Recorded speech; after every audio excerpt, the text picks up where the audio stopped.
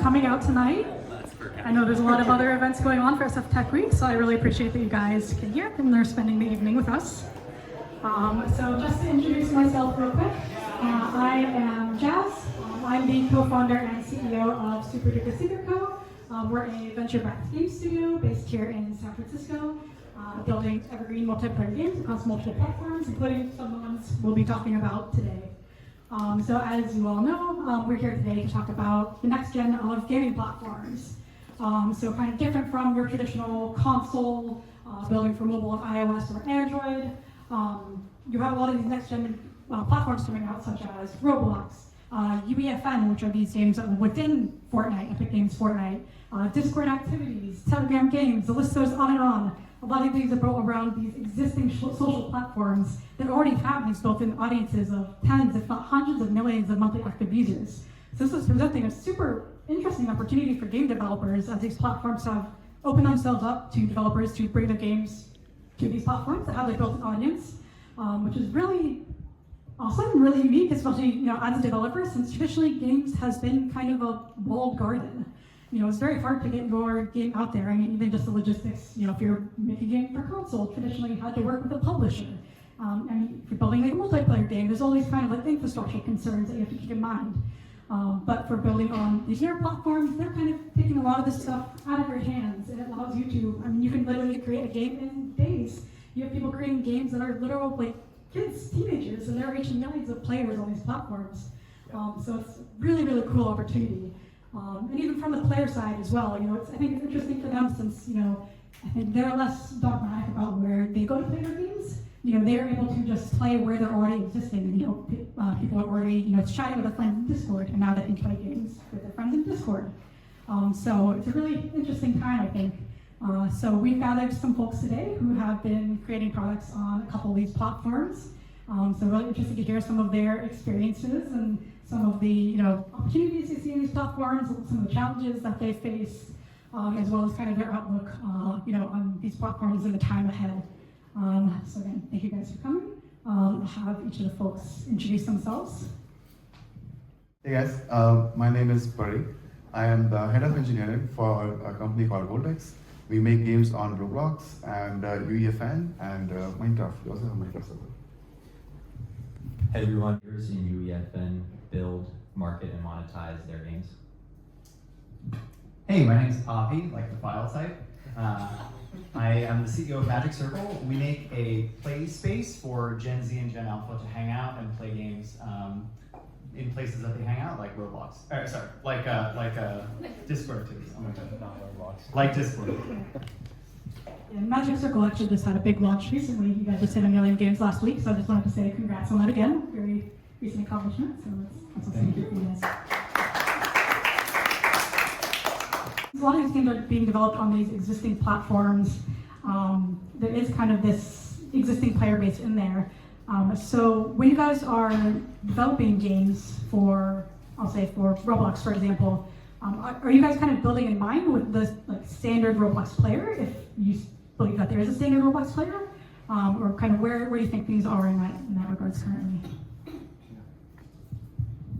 So it is very important. Every platform has its own rules and standards. For example, there's classic Roblox assets and gameplay. So yeah, we do take care of a lot of that. There are nuances, platform-specific nuances. For example, in Roblox, you just get thrown into the game, no first-time user experience, or very little of it, right? So yeah, there are definitely nuances for platform and what the folks on the platform are used to. It is very important to follow that, so we do keep that in mind. A quick follow-up on that as well before I go to the other two. I know Roblox's player base is very heavily younger, children and whatnot right now. Do you guys keep that kind of niche in mind when you develop your games? Because I assume they don't monetize as well. They might monetize as well as adults because they got their parents' credit card. But I wasn't sure, are you guys designing specifically for kids, or are you designing for everybody, or are you designing for adults, or? So we design for everybody. Really, the main goal is to have a fun game, and we try to create mechanics, which has been proven, outside of Roblox also, standard mechanics, leaderboards, and other things like that. So we do not really try to cater towards like, okay, specific, age. Other thing is like Roblox doesn't really surface any PII data, so we don't really know who the player is. Yeah, I'm guessing they keep a lot of the analytics pretty fair and since it is under teams. You could have like you can see like if the user is maybe 30 plus, but that's pretty much it. So we do try to make fun games which kind of just extend to everyone. That's actually probably the first question we think when we're building a game is, are we building for the audience that we know is here and what we know they like, right? So in Fortnite it is battle royale adjacent, and about 80 to 90% at any given point of Fortnite creative maps are deemed practice maps. So for those who play Fortnite, it's the box fights, the 1v1s, the zone wars. The problem is those maps have been around since the beginning and are largely dominated by kind of the incumbent creators, and they're very challenging to, they don't get replaced on the platform. If you go too bold, which you can because UEFN, the Unreal editor for Fortnite, is a slice of Unreal, and every update it gets closer and closer to Unreal Engine, so you can make games that look and feel nothing like Fortnite. And then the player base is like, yeah, we don't want to play this. So that's the challenge. And so for our side and our team and the creators we work with, we always like to sort of be like an innovation adjacent, like one step ahead in innovation. And that sometimes means you have games where you introduce a new mechanic and it flops. And then other times, like we built when the hyper-realistic gameplay was trending on Steam, we were a bit of a fast follower on the platform, but we introduced some new mechanics there, and we got 10 million plays in the first 2 weeks on our game. And so we've had games with literally 10 plays since launch, right? And that's the challenge. But on these platforms, if you just try to copy what's already been done, odds are you won't be long-term successful because there's so much competition for what people can copy. But it's how hard do you innovate, I think is the age-old question that we face every day. Yeah, so it sounds like it's still kind of like a middle ground for Fortnite at least. You want to be not copying the things that are already out there, but you don't necessarily want to be too different from Fortnite in those experiences that you're already familiar with. And I think what's really interesting is looking at a play like Roblox or Steam and thinking, can we adopt, like this doesn't exist on Fortnite yet, can we adapt it, right? So you saw the Fortnite only up this made like $8 million. And I think they literally took the game and just like changed the props. It's almost like one-to-one, which you can argue maybe they shouldn't have done that, but like look, it worked. And so we've seen some success with that, and then I've seen other creators on the platform just create fully new IP in a genre that never existed, and they're crushing it. So that's the fun part about creativity in gaming is just when you think people have figured it out, there's something that surprises us. Just to say very briefly, Discord is a social network. So the thing to build for when we think about who we are reaching is not necessarily a genre, it's about the relationships that exist between the players.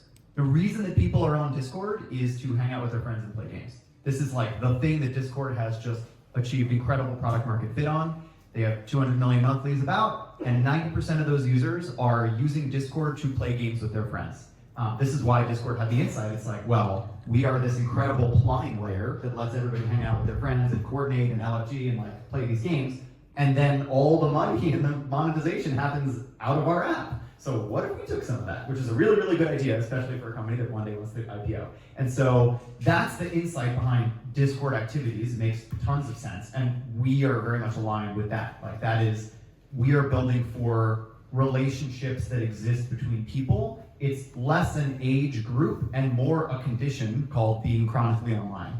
And so the people that are coming to Discord are people that want to play with their friends. And it's a pretty wide set of game experiences that people want to have. People are on Discord to play chess. They're on Discord to play League of Legends. They're on Discord to play D&D, to play Jackbox, like all this kind of stuff. But the thing that they have in common is the dynamic of I am with a small group of close friends, digital or IRL, to play games. And that is like we think about building for that social dynamic more than any specific genre or anything like that.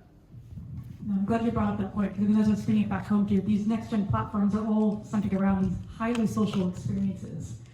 So I wanted to ask you guys as well, given that these are, platforms focused around, socializing with your friends, kind of, being in this community, is that something you keep in mind when you're designing these new games and experiences, compared to traditional platforms? Yeah, absolutely.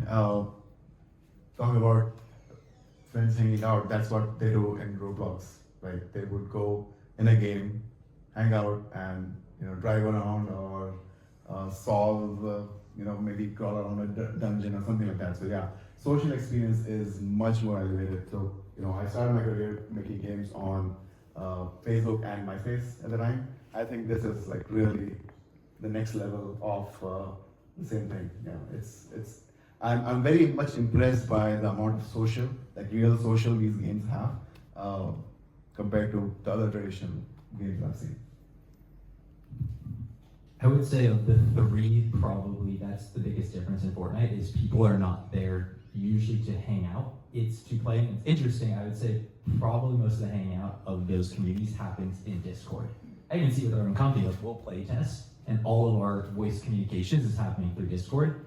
Also, Fortnite just doesn't. Oh, it's like test.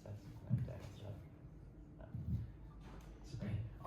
But Fortnite doesn't even actually have text chat inside of the game editor yet. So like we can't play a game where we are typing to each other. That is coming very soon. So Unreal Fast Tim Sweeney, the chief of Epic, said like social's a huge part of their roadmap, but it's more like socializing with the people you came into the game with rather than going to meet people. And that becomes a big difference, I think, of the sort of platform types and the experience type.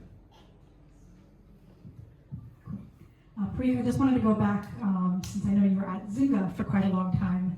So I'm sure you have some interesting insights. You might see some repeating patterns, perhaps, from Zynga's heyday, especially with Facebook Canvas games, as that was blowing up, in a way, what is old is new again. So would be interesting to hear your insights. Yeah, I don't think social went away anywhere really. With mobile, there was a lot of social play, solo play happening when you want to have apps that could work offline. But I think social never really went away. It always exists. I think, and that's very. It's a very nice way to kind of build experiences really, because it's much more fun than things. So yeah, I do see those patterns. I do see a lot of systems being carried over. Yeah. Are there any similar challenges, or even just like growing pains on the platform as more players are coming to these games? So I think one of the main challenges on Facebook used to be the virality, or basically controlling the spam. That's the newer platforms actually have learned from that. So they do have a bunch of systems in place for that, but we'll see. Quick fun fact, there's one account that's published 2% of all of Fortnite maps, the same map. So That's very crazy. I don't know how well they've done with spam quite yet. Yeah, this and the bot problem is definitely there. Bots creating a Roblox account is super simple.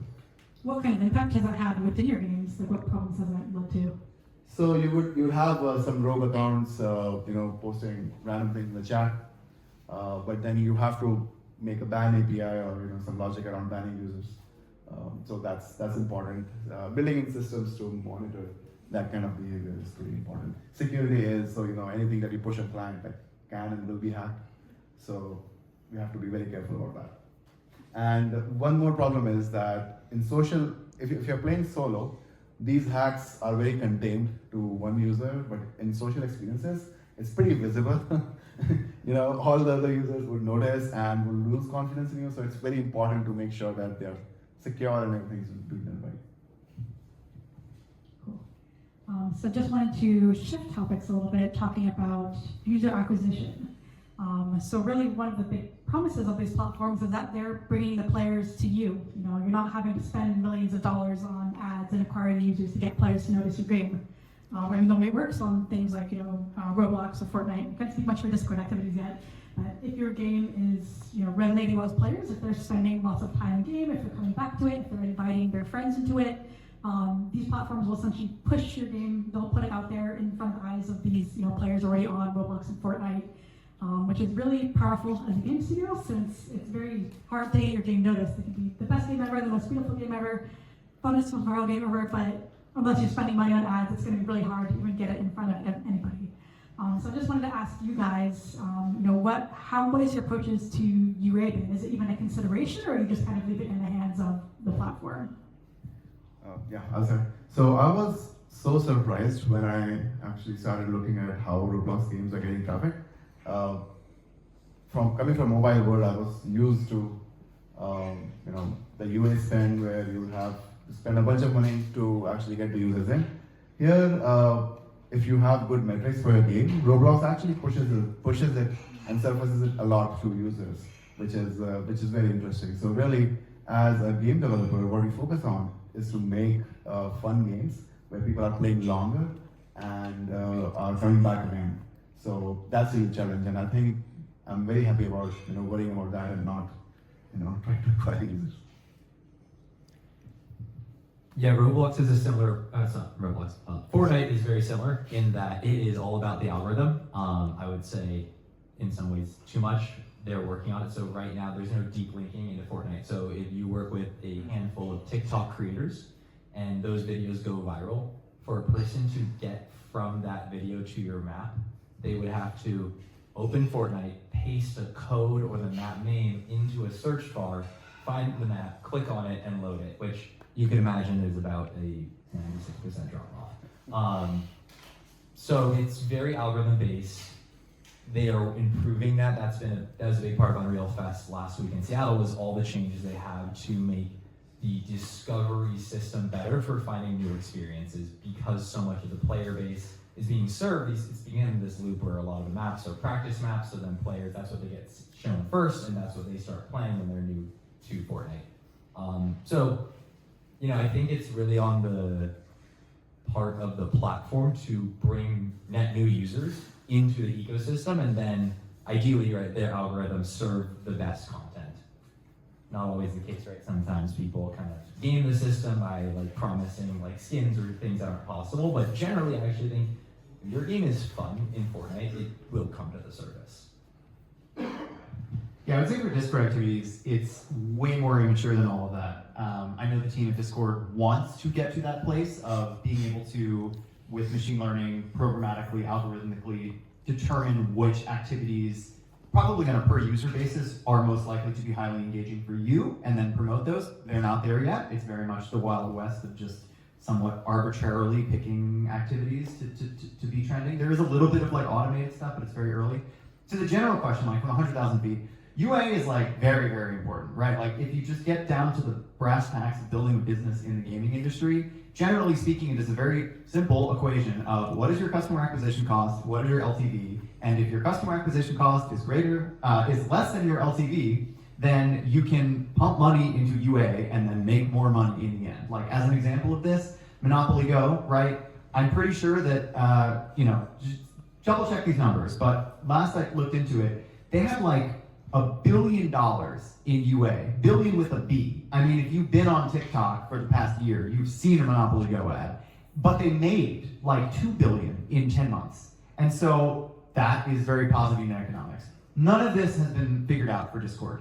And so for them, I think they are both in the process of trying to figure out, especially because the monetization is quite different. I don't think Discord will ever do engagement-based monetization like exists on UEFN. So for right now, I think they really just want people to spend more time on Discord using activities, and then they believe that over time, if you get people to do that, as the saying goes, if you can get them to play, you can get them to pay. And so I think there's, I certainly think that, but we'll see. If you guys could speak a little bit to how monetization works on each of these platforms as well, so some of the audience may not be as familiar with that, both in general and kind of each of your own approach to that, since I know it kind of differs a little bit by platform. So. Yeah, super quick for Discord. They are trying to do the exact same deal as Apple and Google. 70-30 after your first million, 85-15 up to your first million. They also, I think, want to do ad serving. I don't think anybody currently does ads in Discord activities, but basically they want to have the exact same monetization approach as Apple and Google. Personally, I think they need to do better than that. Everybody's really unhappy with Apple and Google, especially people in Europe about this. So I think that there's an opportunity to do more of what Epic has done and be like, hey, we'll give you a better deal. But right now, it's basically just like they're not reinventing the wheel. They're just taking the exact same playbook that they get on, the app stores and trying to do that on Discord. And that's coming from mainly in-app purchases and whatnot, or? Okay, so today, the only way that Discord activities are monetized, to my knowledge, is in-app purchases. There are websites, so there's nothing stopping anybody from doing like interstitial ads, rewarding ads, all this kind of stuff that works on mobile. But so far, that hasn't been done. I don't know that there's been established like ECPMs and I don't think that's been figured out yet. But 12 months from now, I'm sure that will be a pretty well-established means of monetizing. Yeah, it's still very early days. Just for reference, Discord activities just launched literally a week and a half ago to all developers, so things are still very much being figured out. I think we might have an Anne-Marie from Discord here, head of gaming as well. I'm not sure if she made it out. But there's actually an event tomorrow, I know focusing on that. But we'll move on to the other platforms. Yeah, so Fortnite is the opposite. It is 100% engagement payouts. How you get paid is a bit of a black box. It is thank you, I think. And then they can change it at a moment's notice, like when they said, if you have higher retention and new downloads are going to play your game, you'll get paid more, and they just did that on a whim, right? So we are the immersive platform.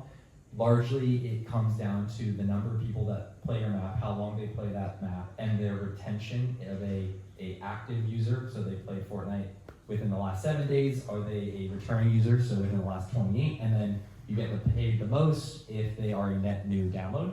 And then the third element is, did they buy V-Bucks before or after they played your game? They don't tell you actually how long that transaction occurs. They're working on analytics. So again, UEFN's been around for 18 months about, right? And a lot of the time Epic has spent on tooling is about the actual game tooling. The creator tooling has work to do. They're very fair, right? If you have a successful game, per play, you're getting a lot more than on a Roblox. I think last kind of big data aggregation, it was the average creators making, if you average it out, a creator's making $20,000. Obviously, it's very much in the top 1%, but that's the level of if you're a new creator, you're gonna probably have the best chance of making a living going into Fortnite because of the upside. Yeah, just a random stat as well. I think Roblox last year paid out about over $700 million to creators for the games, and for UEFN, Epic has paid out, I think it's just under $500 million in 18 months since they've launched. Again, the success varies. Probably the majority of that is going to the top creators, but there's definitely a lot getting paid out in total. Yeah.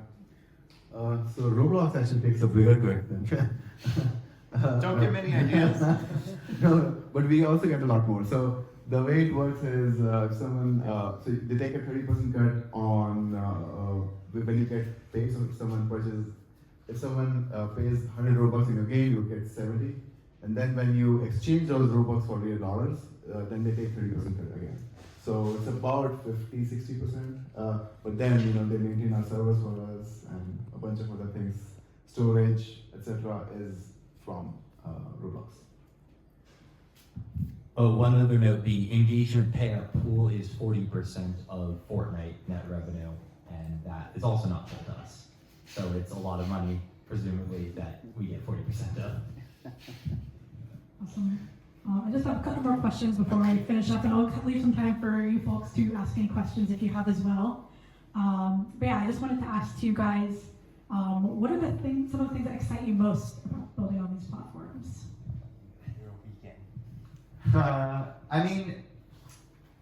What is exciting on a personal basis is, hopefully a lot of you have played Minecraft. This is the best analogy I can do. It's like you're building your house and you're doing the roof.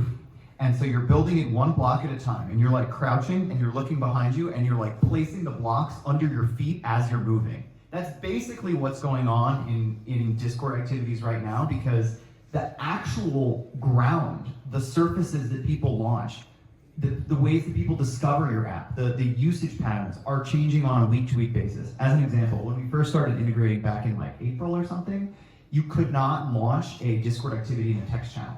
You could only do it in a voice channel. And so that obviously means that you don't need to worry about people typing to each other. You can just assume that they're on a voice call. Gameplay is massively different for people in a voice call and people not in a voice call. So like adapting to those kinds of things is super new. We also know that they're probably going to start rolling out like the ability to DM your user. How does that change everything? Who knows? It's like, so that part is extremely exciting and fun, and like it's just we're all out here trying to figure out. I've met like a ton of people this whole week who are both launched on Discord activities and racing to launch. So it's like it's very fun to just be part of that thing when it's going on. I also think that Discord is. I just love Discord as a product. Like they don't pay me to say this, but like it is. So brief interlude about our background. Like we originally were doing IRL games. We had this idea, we partnered with breweries and bars, we put QR codes on the table, it was like scan for food, scan for fun. Turns out, terrible idea in terms of building a venture-backed business. It was very fun. It was crystallized to me when a bar owner in Oakland, when I was playing this with my friends, looked at us playing these games and said, if you're just gonna be on your phones, you should get the F out of my bar. And I'm like, there's no amount of writing code I could have done to fix this. So, yeah, I would say that what's exciting about Discord is it is a place that people want to hang out. After that experience, I canceled our Slack subscription and our workplace is in Discord. And it is 10 times more fun being in Discord than being in Slack. Sorry to anybody who works at Slack. And so I think that's what's fun. It's like you're building fun shit in a space that people go to hang out. It's like it's got the cool factor as a platform, and to kind of be part of that is fun. Yeah, I think to go for me on a personal level as well. I've played a ton of Fortnite, so I was always very connected to that platform. But beyond really looking at the creativity and what Tim Sweeney and the Epic team is trying to do is make creativity easier and really unlock it for anyone. And I mean, I am not technical, and I built a basketball court at UEFN. I actually rebuilt the arena and a little bit of the gameplay for, if we have any Halo fans in the house, a custom game called Brickball, right? It's my favorite Halo 3 custom game. And there was no chance I was doing that even in Unreal or probably maybe in Roblox. But the thing is, in Fortnite, I can build in really UEFN, which is a slice of Unreal, like they're making all types of creativity possible. And for my team, I'll sit with them, like we're doing an onsite right now where we have some different developers, and I'll like sit next to them and like, hey, what if we put that here? And like in real time, we're doing it, and then 10 seconds later, you can actually load up Fortnite and be playing it while someone's in the editor editing it and constantly refreshing it. And so there's just really magical like creativity that happens. And we're doing it all in Discord, on comms, but you know, I think that's like the beauty there specifically. And then when you look at kind of going back to the business side, what Epic's plans are for Unreal Editor for Fortnite and how they want to merge that into UE6 and make it one and the same and make Fortnite really a distribution platform for games.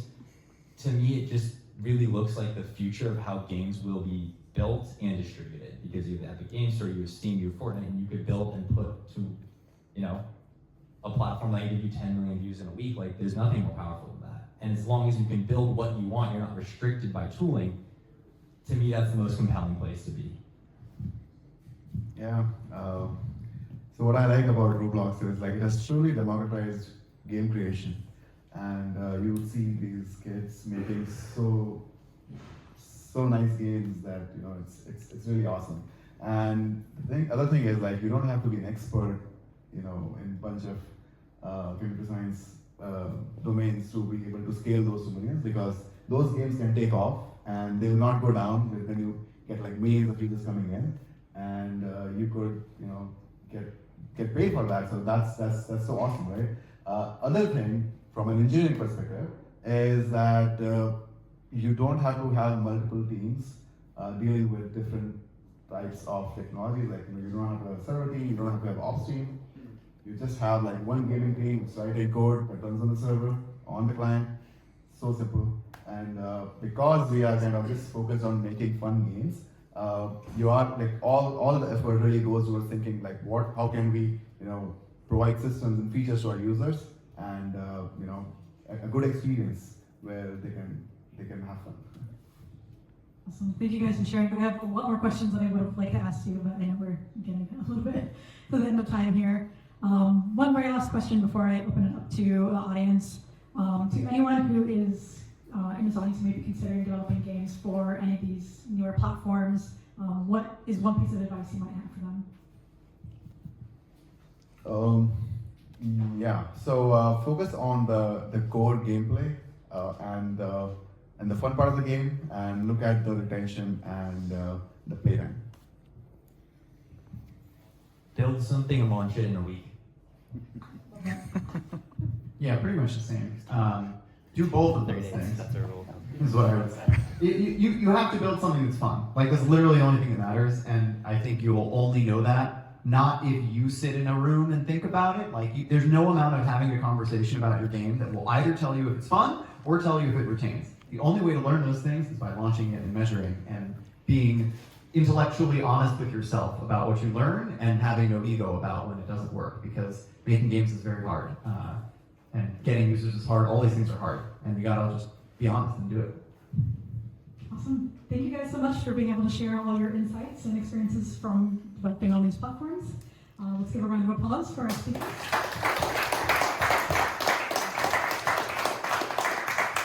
Thank you, Jazz, for organizing your great event. Thank you.